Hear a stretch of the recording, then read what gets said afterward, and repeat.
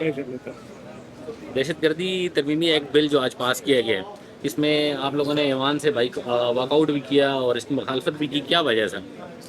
بسم اللہ الرحمن الرحیم. بالکل آپ نے دیکھا تھا اسمبلی کے فلور پہ جب یہ لے کیا گیا تو ہمارے چیئرمین بیرسٹر گور علی خان صاحب نے، مولانا فضل الرحمان صاحب نے اور دیگر اراکین نے اس کو اپوز کیا تھا. وہ ہمارا پرپز اور ان کی بات کرنے کا مقصد یہ تھا کہ اگر آپ اس بنیاد پہ کوئی لاز بناتے ہیں جس سے پرسیکیوشن ہو، سیاسی انتقام ہو، اور آپ کی نیت اور انٹینٹ یہ ہو کہ آپ کے اپنے اپوزیشن کے لوگوں کو یا ایسے لوگوں کو جو اقدار اور نظریے کے تحت جو ہیں وہ ڈٹے ہوئے ہیں اور آپ ان کی فلور کراسنگ کروانا چاہتے ہیں یا ان کا جو ہے وہ بازو موڑنا چاہتے ہیں، تو آپ ایسے لاز لا کے ان کو مس یوز کریں گے. تو اس پہ انہوں نے سیریس کوسچنز کیے تھے اور بڑی لاجیکلی گفتگو کی تھی. آئین اور قانون کو مد نظر رکھتے ہوئے بیرسٹر گور علی خان صاحب نے بتایا تھا کہ آپ اوور لیپنگ کر رہے ہیں اس قسم کی باتیں.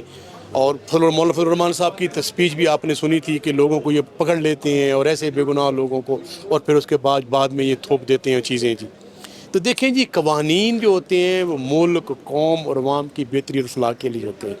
اگر تو آپ ایسے لاز بنائیں جس سے ملک کی سلامتی، ملک کی وقار اور پاکستان کی جو خود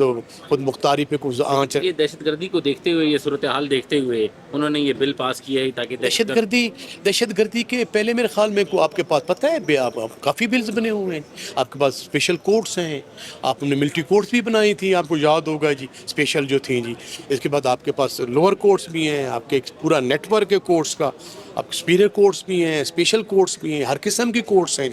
تو میں سمجھتا ہوں کہ لاز بہتر بھی ہو سکتے ہیں، اس میں کوئی شک نہیں، لاز میں بہتری بھی لائی جا سکتی ہے. لیکن لاز میں بہتری لانے کے پیچھے جو ہوتے ہیں وہ نیت دیکھی جاتی ہے کہ ان کا پرپز کیا ہے. دیکھیں کل تک یہ کہہ رہے تھے، جب میں بتاتا ہوں جی، عمران خان کے رجیم میں جب میں آپ کو مثال دے رہا ہوں جی کہ نیب کے کیسز تھے جی، نیب کا لاز تھے جی، کہ یہ دیکھیں جی کہ 90 ڈیز کا جو یہ لیتے ہیں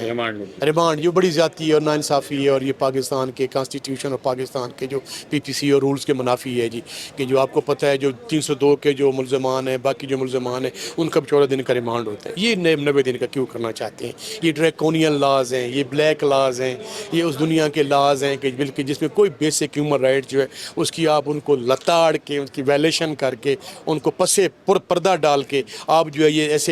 چیز کرتے ہیں جس میں ہیومن رائٹس جو ہوتے ہیں، جو آئین پاکستان انشور کرتا ہے آپ کے بنیادی حقوق کو، اس کو بھی آپ پسے پردہ ڈال